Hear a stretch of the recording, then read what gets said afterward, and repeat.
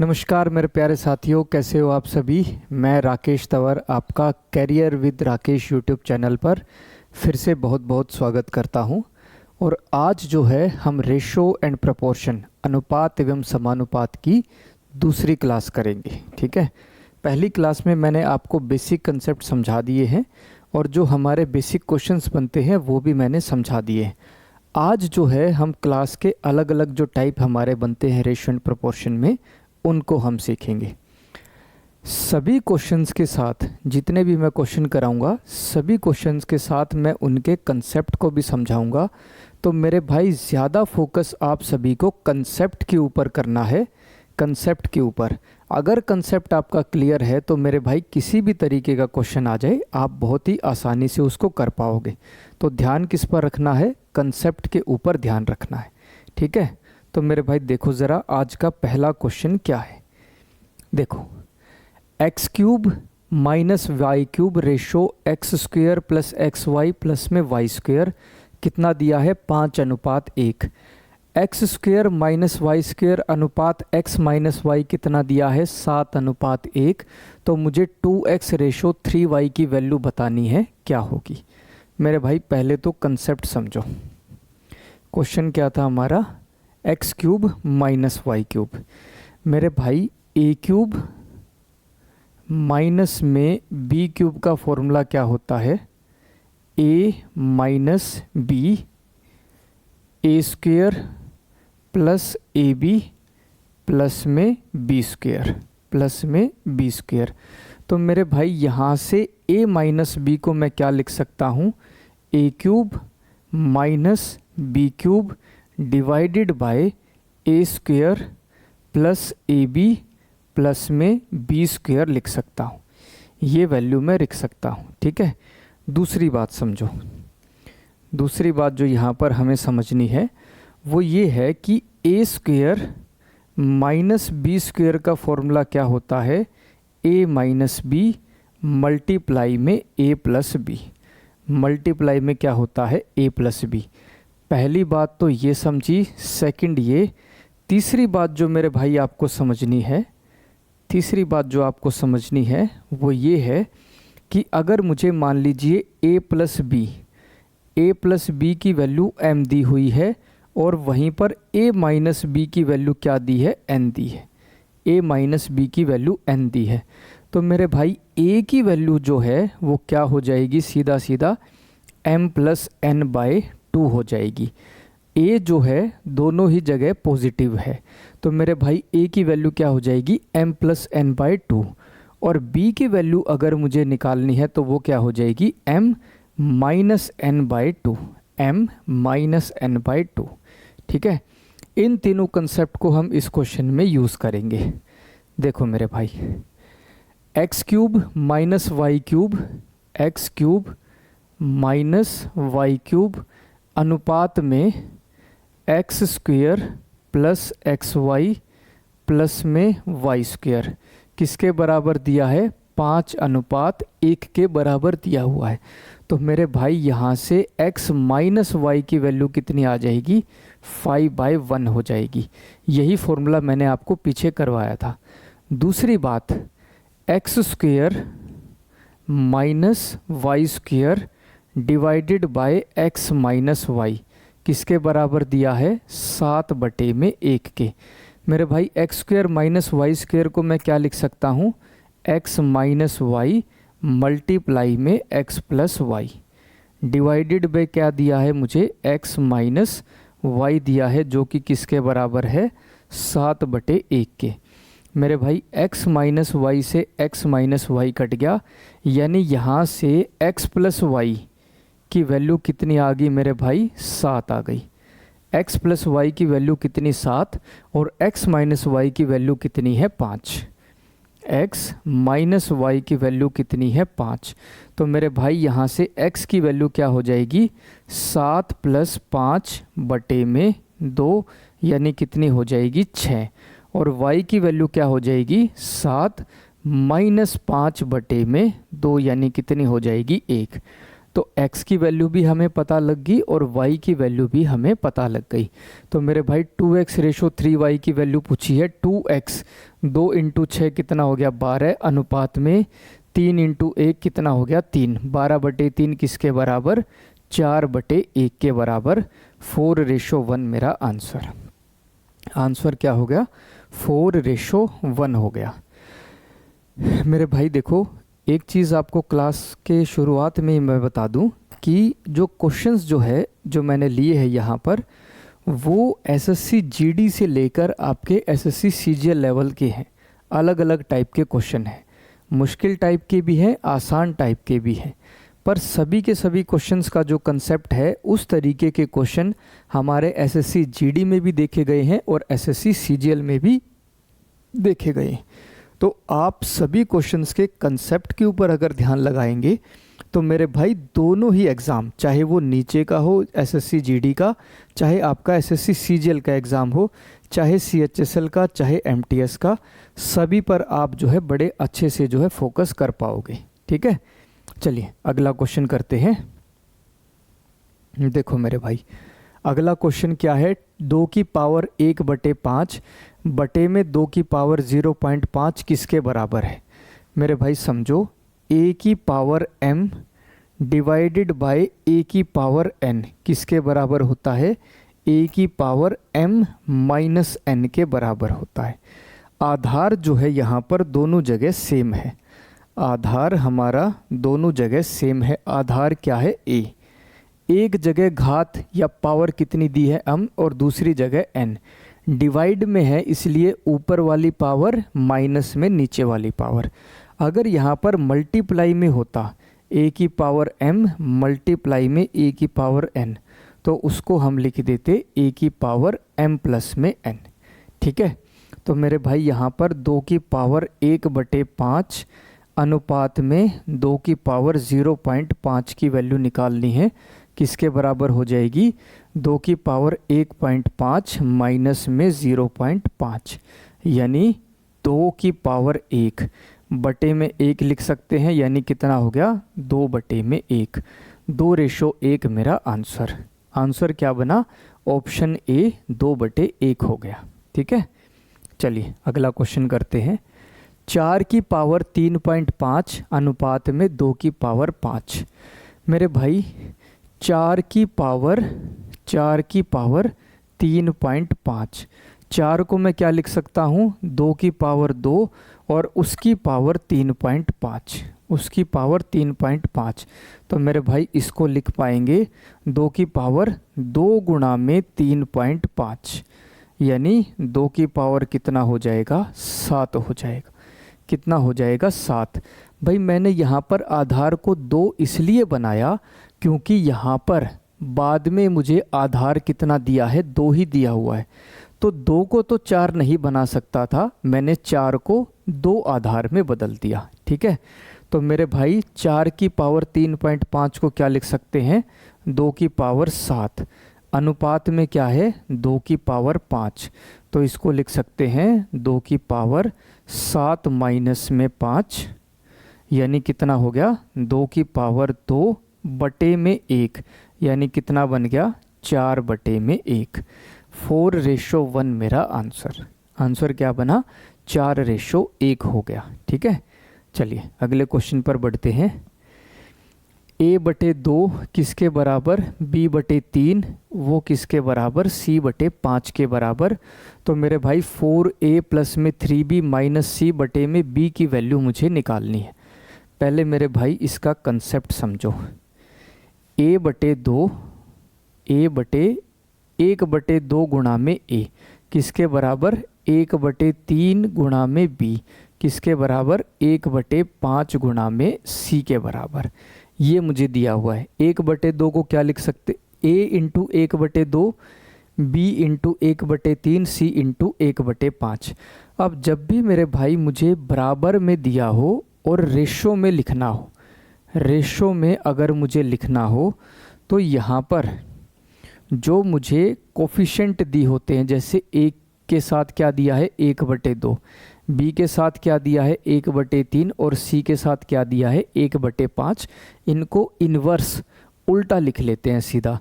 तो 1/2 कितना हो जाएगा 2, बी 1/3 कितना हो जाएगा 3, सी 1/3 कितना हो जाएगा 5। यानी A/B/5 कितना हो गया 2:3:5। अब सिर्फ वैल्यू रख के मुझे आंसर निकालना है, ठीक है।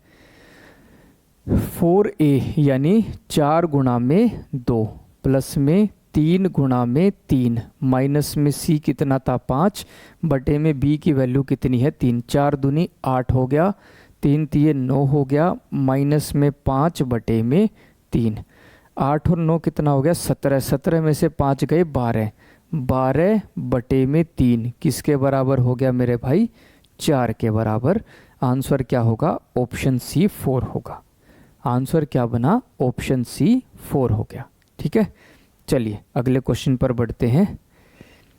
थर्ड प्रोपोर्शनल पूछा है मुझे और दो संख्याएं दी हैं 12, 18, ठीक है। मेरे भाई कंसेप्ट को समझो, कंसेप्ट क्या है इसके पीछे। मुझे 2 नंबर दिए हुए, 2 संख्याएं दी हुई है, मैं मान लेता हूं A है और B है, और थर्ड प्रोपोर्शनल जो है उसको मैं मान लेता हूं C। तो मेरे भाई थर्ड प्रोपोर्शनल से मतलब ये है, देखो जो रेशो मेरा A और B का होगा वही रेशो मेरा B और C का होगा, वही रेशो P और C का होगा। यानी A बटे में B किसके बराबर, B बटे में C के बराबर। तो यहाँ से C की वैल्यू क्या आ गई, B² divided by A, B² divided by A। दूसरी संख्या का वर्ग करके बटे में पहली संख्या। तो मेरे भाई अब जब भी आपसे थर्ड प्रोपोर्शनल पूछा हो तो आप सीधा सीधा ये फॉर्मूला लगाकर आंसर निकाल सकते हो। दूसरी संख्या कितनी है 18, 18 का वर्ग यानी 18 गुणा में 18 बटे में क्या कर देंगे 12। बस अब इसको सोल्व कर लेते हैं। 6 से काटूंगा तो 12 गया 2 पर, 18 गया 3 पर। 2 से काटूंगा तो 2 गया 1 पर, 18 गया 9 पर। 9 इंटू 3 कितना हो गया मेरे भाई 27। तो आंसर क्या बनेगा 27, ऑप्शन सी 27 बनेगा, ठीक है। चलिए अगले क्वेश्चन पर बढ़ते हैं। थर्ड प्रोपोर्शनल पूछा है 12 और 24 का। मेरे भाई दूसरी संख्या जो है उसका कर देंगे वर्ग, 24 गुणा में 24 बटे में पहली संख्या 12। तो 12 से गया 1 पर, 24 गया 2 पर। 24 इंटू 2 कितना हो गया मेरे भाई 48। आंसर क्या बन गया 48। और जब आप इस तरीके के कुछ 5-6 क्वेश्चन करोगे एक साथ बार बार तो मेरे भाई फिर तो आप जो है उंगलियों पर ही कर दोगे ऐसे क्वेश्चन को, सीधा सीधा जो है उंगलियों पर ही हो जाएंगे प्रैक्टिस होने के बाद, ठीक है। चलिए अगले क्वेश्चन पर बढ़ते हैं। थर्ड प्रोपोर्शनल पूछा है A² माइनस B² बटे and A minus b and A minus b. मेरे भाई थर्ड प्रोपोर्शनल का मैंने आपको फॉर्मूला बताया था अभी, दूसरी संख्या का वर्ग बटे में पहली संख्या। दूसरी संख्या का वर्ग यानी कि A माइनस बी का whole square divided by A² minus में B²। मेरे भाई A माइनस बी के होल स्क्वायर को क्या लिख सकता हूँ, A माइनस बी मल्टीप्लाई में A माइनस बी, और A² माइनस B² का formula A minus b multiply में A प्लस में B। तो मेरे भाई A माइनस बी से A माइनस बी कट गया, वैल्यू क्या बनी A minus b divided by A plus में B। आंसर क्या बनेगा option A minus b divided by A plus b, ठीक है। चलिए अगले क्वेश्चन पर बढ़ते हैं। अब मुझसे पूछा है फोर्थ प्रोपोर्शनल। मेरे भाई देखो 3 संख्याएं मुझे दी है A, B और C। भाई फोर्थ प्रोपोर्शनल जो है वो मैं मान लेता हूँ D। क्या मान लेता हूँ D। तो मेरे भाई जो अनुपात A और B का होगा पहली 2 संख्याओं का होगा वही अनुपात तीसरी और चौथी संख्या का होगा। यानी A बाय B किसके बराबर हो जाएगा, C बाय D के बराबर। तो यहाँ से D की वैल्यू क्या आ जाएगी बी गुणा में सी बटे में ए, यानी सेकंड नंबर मल्टीप्लाई में थर्ड नंबर मल्टीप्लाई में third divided by first number. अब जब भी पेपर में आ जाए तो आपको सिर्फ यही फॉर्मूला ध्यान रखना है, दूसरी संख्या गुणा में तीसरी संख्या बटे में पहली संख्या। भाई दूसरा नंबर क्या है 14 है, तीसरा नंबर क्या है मेरे भाई 24 है, और फर्स्ट नंबर क्या है मेरे भाई 12 है। मेरे भाई 24 बटे 12 1, और 24 कितने पर गया 2 पर, और 14 इंटू 2 कितना हो गया मेरे भाई 28। तो फोर्थ प्रोपोर्शनल क्या बना मेरे भाई 28 बना। आंसर क्या हो जाएगा 28 हो जाएगा। ठीक है, चलिए अगले क्वेश्चन पर बढ़ते हैं। फोर्थ प्रोपोर्शनल पूछा है 0.2, 0.12 और 0.3 का। मेरे भाई second number 0.12, third number 0.3 divided by first number that is equal to 0.2, किसके बराबर। देखो मेरे भाई, देखो एक पॉइंट से एक पॉइंट कट गया, 2 से काटूंगा 1 पर, और 12 कितने पर गया 6 पर। 6 इंटू 3 कितना हो गया मेरे भाई 18 हो गया, पर यहाँ पर 0.12 था, यानी डिवाइडेड बाय कितना आएगा 100 आ जाएगा।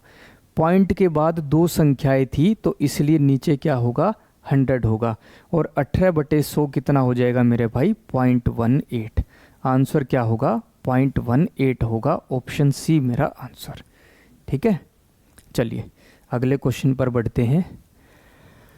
8x और 50 जो है वो क्रमांगत समानुपात है। मतलब क्या हुआ मेरे भाई, पहली संख्या क्या है 8, दूसरी संख्या x और तीसरी संख्या है 50।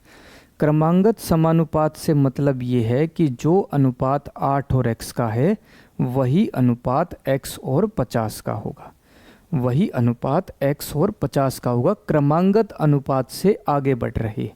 ठीक है, मतलब क्या हुआ मेरे भाई 8 बटे में x किसके बराबर है, x बटे 50 के बराबर। तो यहाँ से एक्स स्क्वायर की वैल्यू कितनी आ गई 8 गुणा में 50, 8 पंजे 40 कितना हो जाएगा 400। तो मेरे भाई x की वैल्यू क्या हो गई अंडर रूट में 400, और 400 का वर्गमूल किसके बराबर होता है 20 के बराबर। तो आंसर क्या बनेगा, ऑप्शन बी 20 बनेगा। आंसर क्या होगा, ऑप्शन बी 20। अब कंसेप्ट कौन सा बना, कॉन्टिन्यूड प्रोपोर्शन से मतलब ये है कि जो अनुपात पहली और दूसरी संख्या का वही अनुपात दूसरी और तीसरी, मतलब अनुपात में बराबर हिसाब से बढ़ते हुए चल रहे हैं। ठीक है, चलिए अगला क्वेश्चन करते हैं। Mean proportional. देखो मेरे भाई हमने थर्ड प्रोपोर्शनल भी कर लिया, हमने फोर्थ प्रोपोर्शनल भी देख लिया, अब देखते हैं मीन प्रोपोर्शन। मेरे भाई मेरे पास 2 संख्याएं हैं a और b, और इनके बीच में इनका मीन प्रोपोर्शन है m। तो मेरे भाई जो अनुपात a और m का होगा वही अनुपात m और b का होगा, वही अनुपात मध्य समानुपाती m का होगा। मतलब क्या हुआ a बाय m किसके बराबर, m बाय b के बराबर, यानी m स्क्वायर किसके बराबर हो गया a मल्टीप्लाई में b, यानी m की वैल्यू क्या होगी अंडर रूट में a मल्टीप्लाई b, या फिर और सिंपल भाषा में कह सकता हूँ फर्स्ट नंबर मल्टीप्लाई में सेकंड नंबर, दोनों का मल्टीप्लाई करके स्क्वायर रूट कर देंगे। तो मेरे भाई पहली संख्या क्या है 3.6 यानी 36 बटे में 10, दूसरी संख्या क्या है 0.9 यानी कि 9 बटे में 10, दोनों का गुणा करके अंडर रूट। 36 का वर्गमूल 6, 9 का वर्गमूल कितना 3, 10 इंटू 10 100 का वर्गमूल कितना हो जाएगा 10, 18 बटे में 10 यानी 1.8 मेरा आंसर। आंसर क्या बना, ऑप्शन बी 1.8 हो गया। ठीक है, चलिए अगले क्वेश्चन पर बढ़ते हैं। इस बार मुझे जो है 2 मीन प्रोपोर्शनल निकाले। पिछले क्वेश्चन में हमने एक मीन प्रोपोर्शनल निकाला था, एक संख्या। 2 मीन प्रोपोर्शनल से मतलब क्या है मेरे भाई, संख्या 2 और 54 के बीच में दो मीन प्रपोर्शन है, पहला ए और दूसरा बी। तो जो अनुपात 2 और 1 का है वही अनुपात, वही रेशो बी और 54 का होगा। यानी 2/a किसके बराबर, b बाय 54 के बराबर।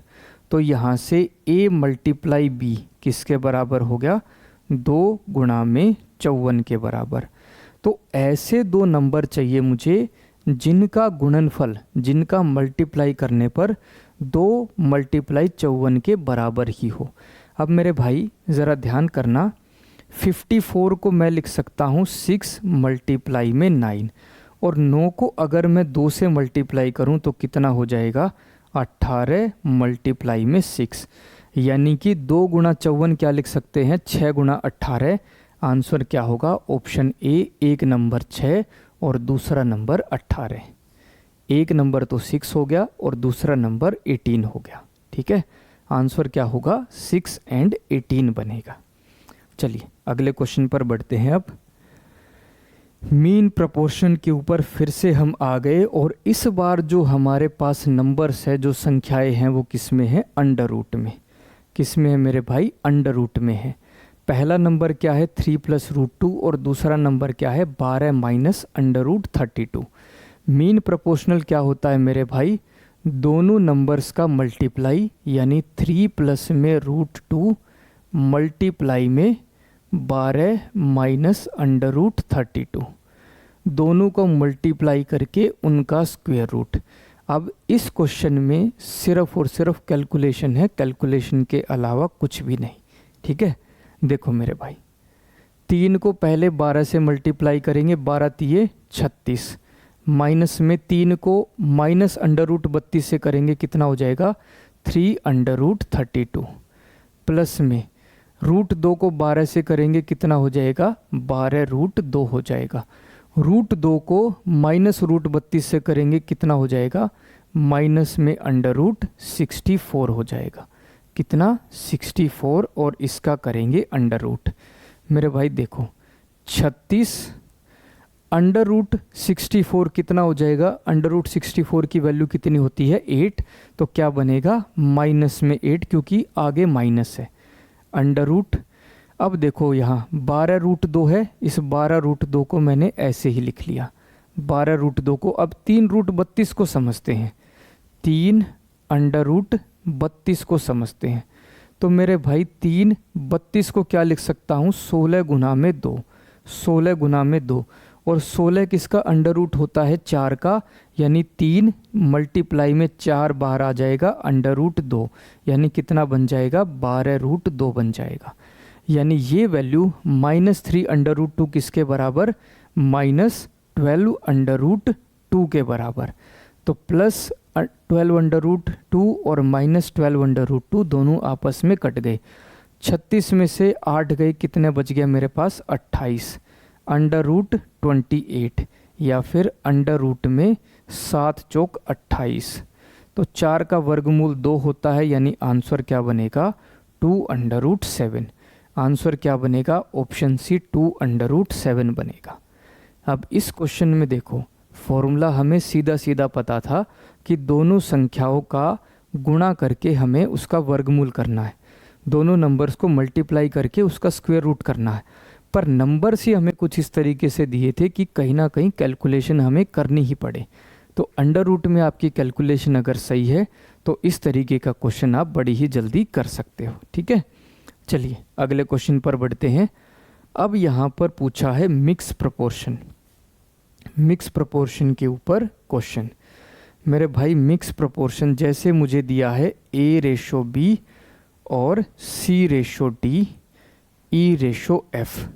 तो मेरे भाई मिक्स प्रपोर्शन से मतलब क्या होता है, A/B यानी A/B मल्टीप्लाई में C/D मल्टीप्लाई में E/F। सभी रेशो को हम मल्टीप्लाई करते हुए चलेंगे, हमें मिक्स रेशो मिल जाएगी। मिक्स रेशो, कंपाउंड रेशो एक ही मतलब होता है। तो मेरे भाई पहला प्रोपोर्शन क्या है, 2/3। दूसरा रेशो क्या है हमारा, 6/5। और तीसरा रेशो क्या है, 10/9, 10/9। बस अब इसको सोल्व कर लेते हैं मेरे भाई। देखो 3 से गया 1 पर और ये कितने पर गया 2 पर। 5 से गया 1 और ये कितने पर गया मेरे भाई 2 पर गया। ठीक है, 2 मल्टीप्लाई 2 कितना हो गया 8 और नीचे क्या बच गया 9। 8:9 यानी 8:9 मेरा आंसर। आंसर क्या बना 8:9 बना। मेरे भाई इस बार हमने क्या निकाला है, मिक्स प्रोपोर्शन निकालना है, मिक्स समानुपात। ठीक है, चलिए अब चलते हैं अगले क्वेश्चन पे। अब पूछा है मुझसे कंपाउंड रेशो। मेरे भाई मैंने अभी आपको बताया था मिक्स रेशो कंपाउंड रेशो दोनों का एक ही मतलब है। ठीक है, मतलब सभी रेशो को मैं मल्टीप्लाई करते हुए चलूँगा। तो पहली रेशो कितनी है मेरे भाई 5/7 है। दूसरी रेशो कितनी है 15/14। और तीसरी रेशो क्या है मेरे भाई 98:75। ठीक है मेरे भाई, देखो ज़रा इस क्वेश्चन को। अगर मैं 15 को 5 से गुणा करता हूँ तो कितना बनता है 75, यानी 15 × 5 75, 75 से कट जाएगा। ऐसे ही 14 को 7 से गुणा करूँगा, 14 × 7 कितना होता है 98। तो मेरे भाई 98 से 98 कट जाएगा, यानी रेशो क्या बना 1/1, यानी 1:1 मेरा आंसर। 1:1 मेरा आंसर। तो यहाँ से एक चीज़ और मुझे समझ में आई कि मुझे लगभग 1 से लेके 30 तक की टेबल्स जो है वो याद होनी चाहिए। अक्सर जो है हम 12 तक टेबल्स याद रखते हैं, क्योंकि सबसे आसान यही है। 12 तक की टेबल्स याद होती है, 12 के बाद सब जो है मल्टीप्लाई करने पर लग जाते हैं। अब यहाँ पर मुझे 14 की टेबल पता थी। 14 × 7 कितना होता है 98। नहीं तो पहले जो है मैं 7 से काटता, फिर मैं 14 से काटता, कैलकुलेशन में टाइम लग जाता। तो ज़्यादा अच्छा क्या रहा, अगर मुझे टेबल्स पहले से पता है तो कैलकुलेशन मेरी पहले के मुकाबले तेज़ ही रहेगी। ठीक है, चलिए अगले क्वेश्चन पर बढ़ते हैं। भाई कंपाउंड रेशो, एक और कंपाउंड रेशो का क्वेश्चन, और इस बार मुझे 4 रेशो दी हुई है। देखो पहली रेशो क्या है 5:6। दूसरी रेशो क्या है 12:19। तीसरी रेशो क्या है 57:60। और चौथी रेशो क्या है मेरे भाई 50:31। 50:31 मेरे भाई सोल्व कर लेते हैं। सिर्फ और सिर्फ कैलकुलेशन ही तो है। अब 19 ये कितना होता है मेरे भाई, 19 से गया 1 और 57 गया 3 पर, 9 3 27, 2 हासिल, हाँ भाई 57 पर। 12 से गया 1 और 12 से गया 5 पर 60। 5 से गया 1 पर और ये भी कितने पर 1 पर। ठीक है मेरे भाई, 6 से काटेंगे, ये गया नहीं, 2 से काटा तो 6 गया 3 पर, और 25 कितने पर गया 2 से, 50 कितने पर गया 2 से 25 पर। क्या अब और कोई वैल्यू बन रही है? हाँ, 3 से मेरा 3 कट गया, तो वैल्यू क्या बच गई 25:31। 25:31 मेरा आंसर। आंसर क्या हुआ ऑप्शन सी 25:27 बन गया। कंपाउंड रेशो, कंपाउंड प्रोपोर्शन और मिक्स प्रोपोर्शन में हम क्या करते हैं, सभी रेशो को मल्टीप्लाई करते हुए बढ़ते हैं। सभी रेशो को मल्टीप्लाई करते हुए बढ़ते हैं आगे। ठीक है, चलिए अगला क्वेश्चन पर बढ़ते हैं। अब भाई ये पूछा है 7, 16, 43 और 79 में ऐसी कौन सी संख्या जोड़े कि सभी नंबर जो है वो हमारे समानुपाती हो जाए, प्रोपोर्शन में हो जाए। पहला नंबर क्या है 7 है, दूसरा नंबर क्या है 16, तीसरा नंबर 43 और चौथा नंबर क्या है 79। क्या पूछा है मेरे भाई मुझसे कि ऐसी कौन सी संख्या जोड़े। मेरे भाई 7 में भी ए जोड़ दिया, 16 में भी ए जोड़ दिया, 43 में भी ए जोड़ दिया, 79 में भी ए जोड़ दिया। ए जोड़ने पर सभी समानुपाती प्रोपोर्शन में हो जाए, यानी जो अनुपात 7 + a और 16 + a का है वही रेशो 43 + a और 79 + a का होगा। यानी 7 + a रेशो 16 + a किसके बराबर होगा 43 + a रेशो 79 प्लस ए के बराबर। अब इस क्वेश्चन को क्रॉस मल्टीप्लाई करके सोल्व करने की बजाय ऑप्शन से सोल्व करके देखो।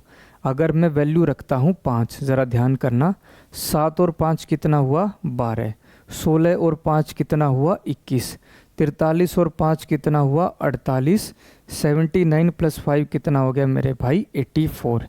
भाई दोनों को अनुपात में तोड़ता हूँ, 3 से काटूंगा 4/7, 12 से काटूं तो 12 चौके 48, 12 सत्ते 84, 4/7 और दूसरी जगह भी 4/7। आंसर क्या बना 5 बन गया। यानी 5 एक ऐसी संख्या है जिसको जोड़ने पर सभी नंबर प्रोपोर्शन में हो जाते हैं, समानुपाती हो जाते हैं। ठीक है, चलिए अगले क्वेश्चन पर बढ़ते हैं। इसमें जो है मुझसे ये पूछा है कि कौन सा नंबर सब्ट्रैक्ट करने पर, घटाने पर सभी के सभी नंबर जो है वो प्रोपोर्शन में हो जाए। पिछले में हमने ऐड किया था, इस बार हम सब्ट्रैक्ट कर रहे हैं। तो मेरे भाई 14 minus x divided by 36 minus x किसके बराबर 20 minus x divided by 54 minus x. ठीक है, तो ऐसा कौन सा नंबर होगा मेरे भाई? पहली ऑप्शन 3 यूज़ करके देखो। 14 माइनस 3 11, 36 माइनस 3 कितना 33, 20 माइनस 3 17, 54 माइनस 3 कितना 51। भाई दोनों को अनुपात में देखो, 11/33 कितना हो गया 1/3, और 17 मल्टीप्लाई 3 कितना होता है 51, तो ये भी कितना बना 1/3। दोनों जगह रेशो 1/3 आई, यानी आंसर क्या हुआ ऑप्शन ए 3 हो गया। यानी हमने क्या जोड़ा, सभी संख्याओं में माइनस किया, इस बार सब्ट्रैक्ट किया, तो सभी की सभी संख्याएं जो है वो समानुपाती हो गई। ठीक है, चलिए अगले क्वेश्चन पर बढ़ते हैं।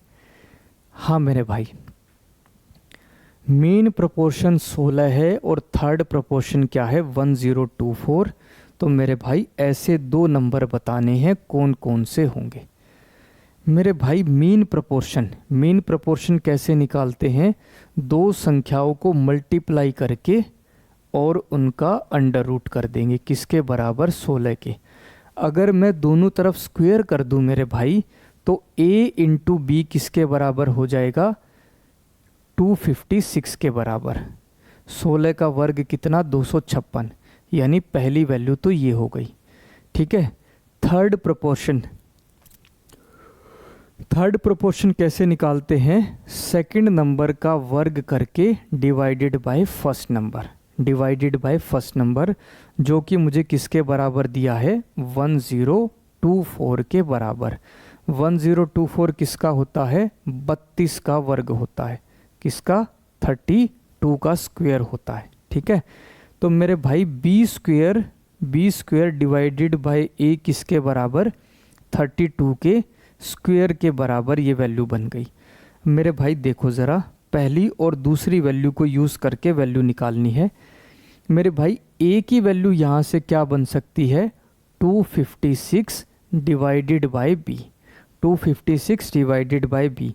तो मेरे भाई b square divided by a की वैल्यू कितनी 256 बटे में 5 डिवाइडेड बाय बी जो है ऊपर बी हो जाएगा, किसके बराबर 32 का स्क्वायर के बराबर। तो यहाँ से b की पावर 3 किसके बराबर आ गया 32 का स्क्वायर, 32 मल्टीप्लाई में 32 मल्टीप्लाई में 256 को क्या लिख सकते हैं 16 का वर्ग, 16 गुना में 16।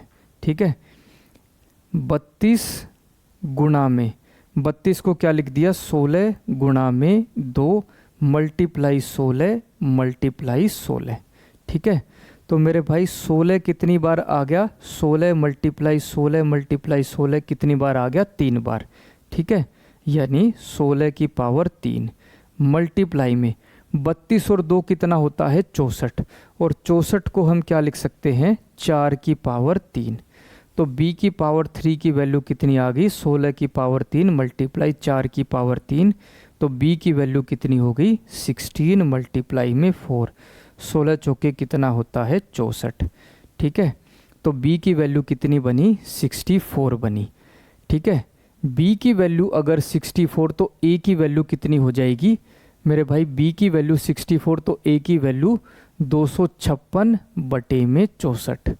256 बटे में 64 कितना हो जाएगा मेरे भाई? 4 पर चला जाएगा ये, 4 पर। तो a की वैल्यू 4, a की वैल्यू 4 और b की वैल्यू 64। आंसर क्या बना? Option b 4 and 64। ठीक है मेरे भाई, देखो जैसा कि मैंने आपको क्लास के बीच में भी बताया था, क्वेश्चन के लेवल को बढ़ा कर भी लेंगे, क्वेश्चन के लेवल को आसान भी लेंगे, ताकि आप आसान और मुश्किल दोनों ही तरीके के क्वेश्चन को सोल्व कर सके। पर इतने क्वेश्चन करा दूंगा, इतने टाइप के क्वेश्चन आपको क्लास में करवा दूंगा कि कोई भी क्वेश्चन कहीं से बाहर बनने की चांसेस ना रहे। अगर क्लासेस को अच्छे से कर लिया तो मेरे भाई सीजीएल का प्री तो है, बहुत आराम से निकाल दोगे, अगर सभी के सभी कंसेप्ट आपको अच्छे से पता है। ठीक है, तो ठीक है मेरे भाई, आज की क्लास यहीं तक थी। सभी बच्चे कमेंट करके ज़रूर बताना कि क्लास आपको कैसी लगी। दूसरा जो है, मैं फेसबुक पर एक पेज बनाया है करियर विद राकेश के नाम से, तो उस ग्रुप को आप ज़रूर ज्वाइन करें। उसका लिंक जो है मैं डिस्क्रिप्शन बॉक्स में दे दूंगा। जल्द ही मैं आपको व्हाट्सएप नंबर भी दे दूंगा अपना, जहां पे आप अपने डाउट भेज सकेंगे। ठीक है, और धीरे धीरे जो है चैनल को और आगे बढ़ाने की कोशिश करेंगे। ठीक है मेरे भाई, धन्यवाद। जय हिंद, जय भारत।